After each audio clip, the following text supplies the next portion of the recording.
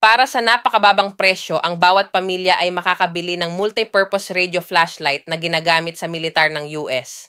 Sa panahon ng bagyo, baha o pagkawala ng kuryente, ito ay tunay na isang kayamanan. Hilahin lang ito at mayroon kang ganap na nako-customize na ilaw sa camping. Meron ding Bluetooth na maaaring kumonekta sa telepono. Makinig sa musika para sa libangan at pagpapahinga. Nasa ibaba ang isang napakaliwanag na flashlight at isang distress signal light. Kapag pinindot ang SOS button, magpapadala ng signal sakaling magkaroon ng emergency. At kung bunutin mo ang antena, ito ay nagiging radyo. Magbigay ng impormasyon tungkol sa mga kasalukuyang kaganapan o pagtataya ng panahon at mga babala sa sakuna. Ang 5,000 mAh na malaking kapasidad na baterya ay maaaring singilin ang maraming mga dekoryenteng aparato.